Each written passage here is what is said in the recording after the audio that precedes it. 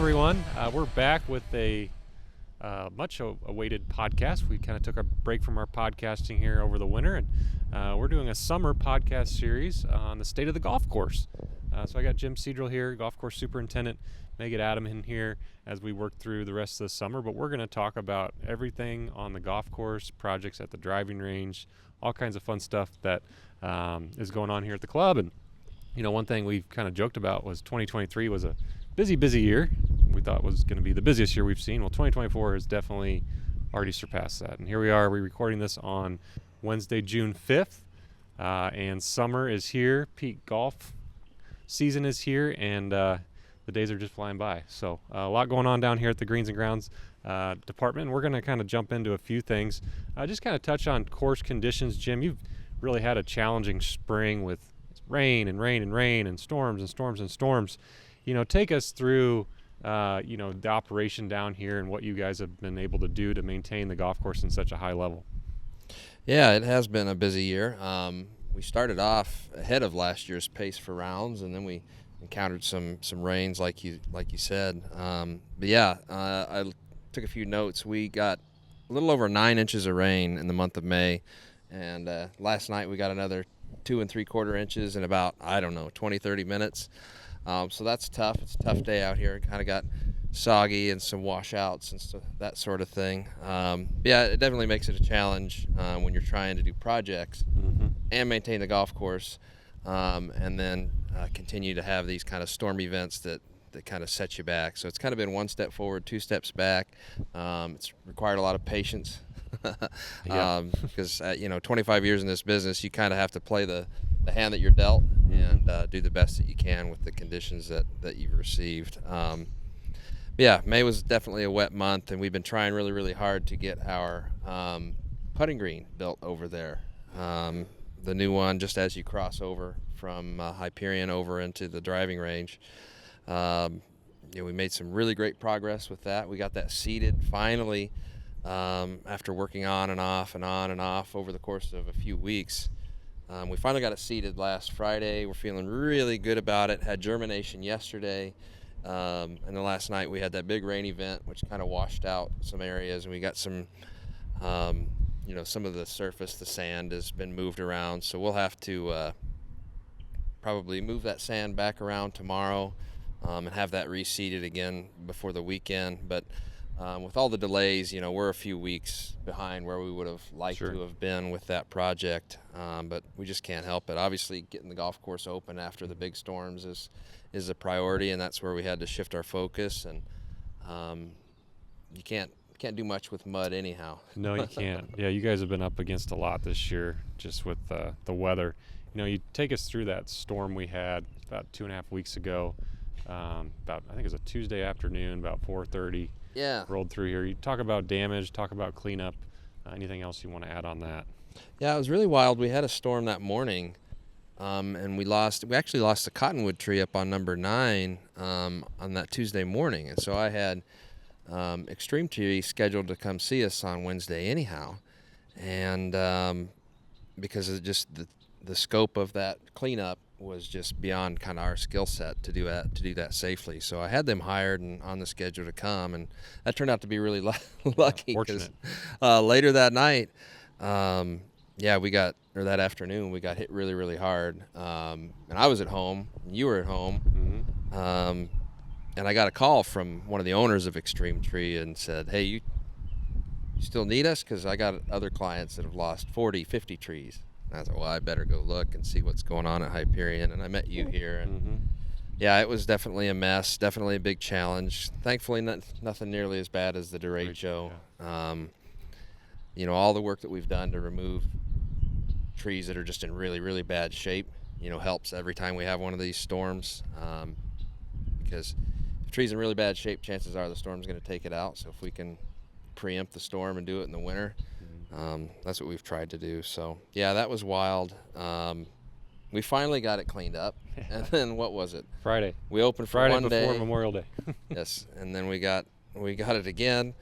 Had to clean it up again, and actually right now we're just in the process, probably by the end of the day, cutting out the hazard limbs that are been hanging around for the last 2 weeks. So those have been those cones you've been seeing around the Yep.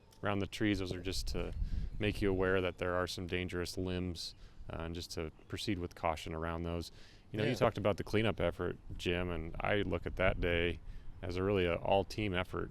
From multiple departments. Yeah.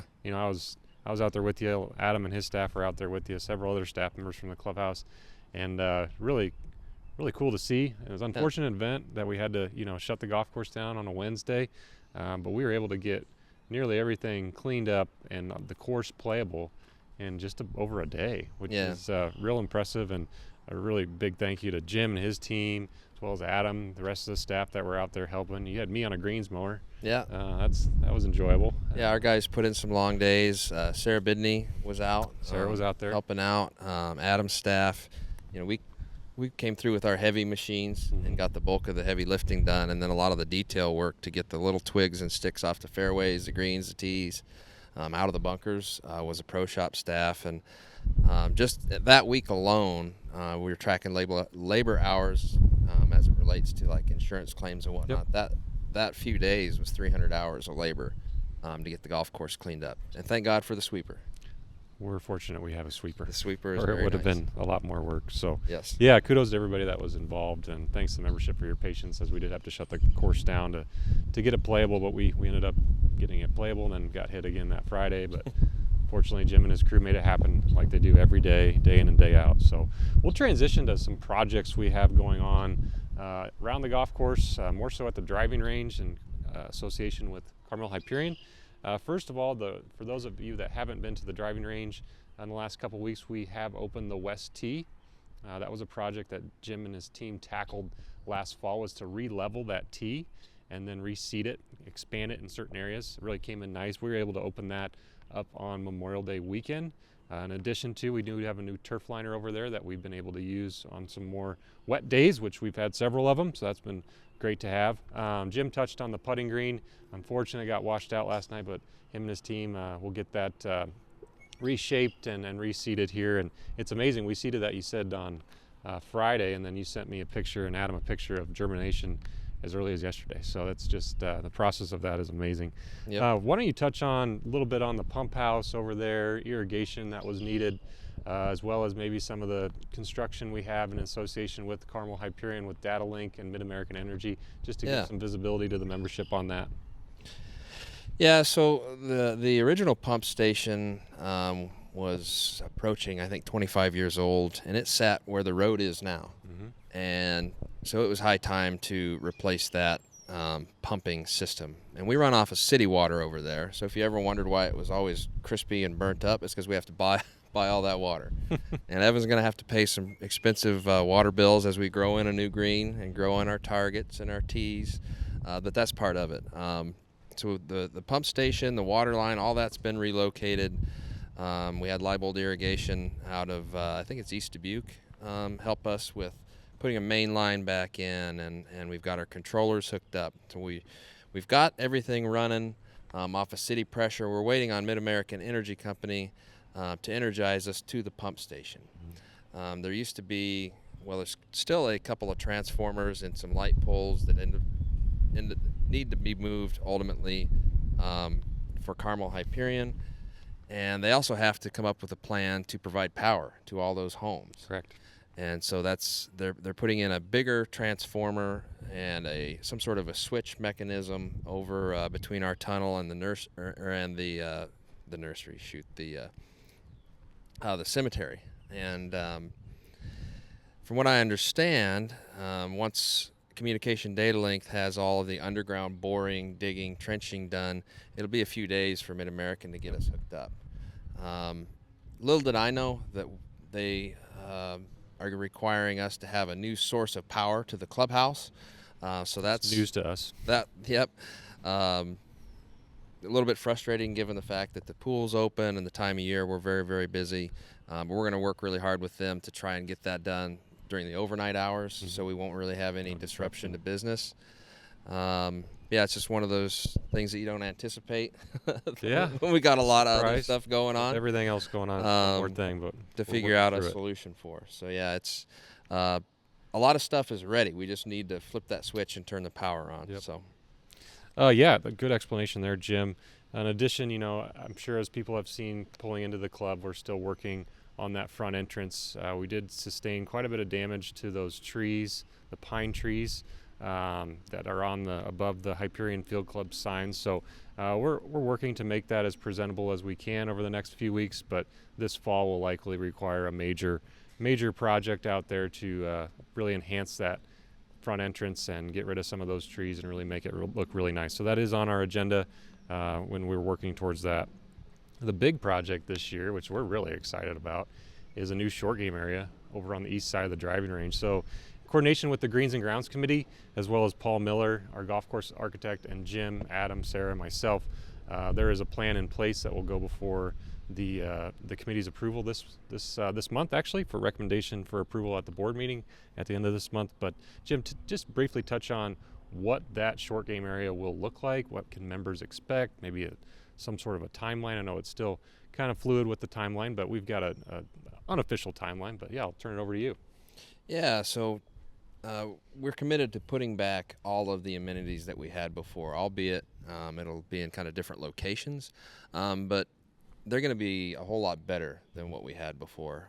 We'll have a green similar in square footage to the one that we had on the north edge of the property. Now, just as you perhaps exit the driving range tee and head back across to the club, we'll have a nice little putting green there where you can stop, work on your stroke, warm up, that sort of thing. And the larger square footage green, we're actually going to move that to the east end of the driving range. There's more real estate there than what in my mind we had. And once the property lines are all staked out, you could really start looking at that area and kind of envisioning it. And so I kind of started the conversation in February, March, with the architect and with the committee chairs, and with the staff, and we all thought it was kind of feasible. And we've worked with the committee as well as especially the golf professional staff to outline, what do we want over there. Mm-hmm. And we're going to kind of reposition the tee a little bit, and we'll have a green and a fairway kind of connected right into that range tee. And we'll have some, like a collar and some practice bunkers. It's going to look like a mini golf hole over there. Square footage, it's actually going to be larger than what we had before. Both of the greens are going to be, I don't want to say flatter, but more representative of what you might actually see on the golf course. We're going to have a lot more bent grass around it to where you can practice those lies that you would actually see when you're playing golf. One of the bunkers is going to be kind of a dual purpose to where you could hit balls out into the range field, a fairway bunker shot, or you could turn and hit it at the green as a greenside bunker. So timeline on that, we're trying to get that kind of the plan finalized. Sure. That way we can coordinate with Scott Denton with Carmel Hyperion to do a lot of the earth moving, take advantage of a lot of the available fill dirt to adjust the elevation of that area. So my goal would be to have that seeded sometime in August or September. That way that thing can be growing in all this fall, and then we'll be able to open it probably mid to late next spring. It all depends on how things go. Yep. But that's my goal. So yeah, we're excited for that. In addition to Scott Denton doing all the grading, which they're responsible for on this new area, we will outsource probably about 85% of the actual building of this short game area, and then Jim and his staff will kind of finish off the final touches. So fortunate we've found a contractor local here that he's been able to build us several tees on the golf course. He built that new putting green over there across the road. He's going to help us fix it tomorrow. Yeah, he'll fix it tomorrow too. He's a good dude. Yeah. Joe Blaker's a good guy. As we look ahead through the season, it's June 5th, and we got the Invitational next week. It's really going by quick. But one thing that is very important to Jim, myself, the Greens and Grounds Committee, is green speed, and we track that nearly on a daily basis with a stimp meter. And that's something that's a high priority, like I mentioned, to us. Now that we are through aerification, the greens are really coming into their own. Our target green speed is 10.5 feet as we look throughout the summer, and we intend to keep that, or more than likely even faster as we work through the summer. So that's something that we monitor, again, very closely. We know it's important to membership, it's important to the staff. So Jim, anything else you want to add before we wrap up this summer series, episode 1, I guess we call Oh it. yeah, I'm kind of in green speed mode now. We've started taking those readings, and that data gives me the feedback that I need to decide, which levers to pull at which time, given the growing environment that we're in. And we'll start off here in June, kind of just tickling that 10.5, and then it just goes up and up and up into September, October from there. So excited for a great year. Yeah.